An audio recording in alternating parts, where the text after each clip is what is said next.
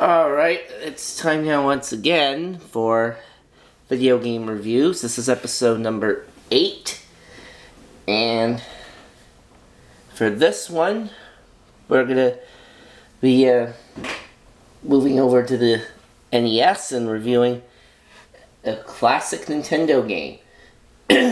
Now, there's one Nintendo game in particular, original Nintendo game, that celebrates it, that was released 30 years ago. And so therefore, it's an anniversary year this year for that particular game. So, and that game is the original Super Mario Bros. On the NES. So, that is the game I have picked to review for the show today. And this game does not really need an introduction. I mean, everybody who has an NES or has had one has played this game, I'm sure. I know I've played it. And, yeah, it doesn't really need any explanation, but for the purposes of this show, I will go ahead and go into detail anyway.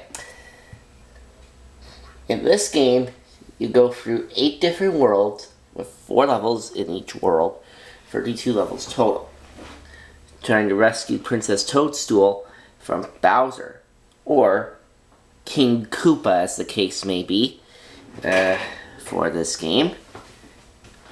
Go through all the levels, save Princess Toadstool, and you win the game.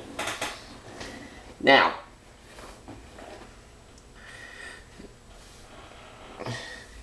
what's pretty funny thing about this game was that in each of the castles in the first 7 worlds, when you clear all of those, you end up seeing a Toad who goes, "Thank you, Mario, but our princess in another castle."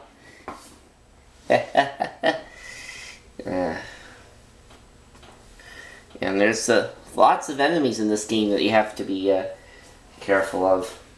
Like Goombas, Bullet Bills, Koopa Troopas, and of course the Hammer Brothers.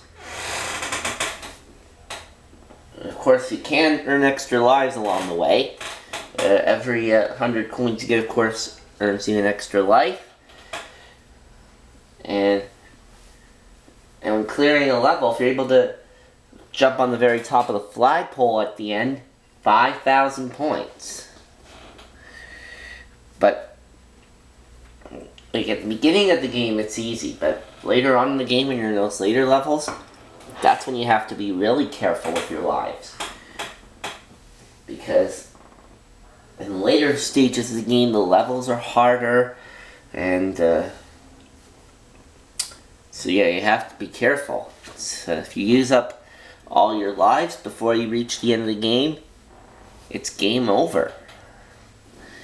Now I have not beaten this game yet, but I have made it to the last world several times, albeit the fact that it was using warp zones, which you also can use in this game. There's in 1-2, there's a warp zone that takes you to World 2, where you can go to World 2, 3, or 4, and then there's another warp zone in World 4 where you can go to World 6, 7, or 8. And then I think there's also another one that takes you to World 5.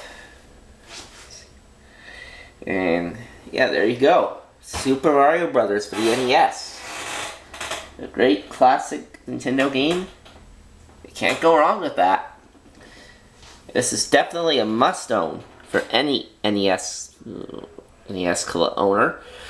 And that's going to be it. I'll see you for the next episode.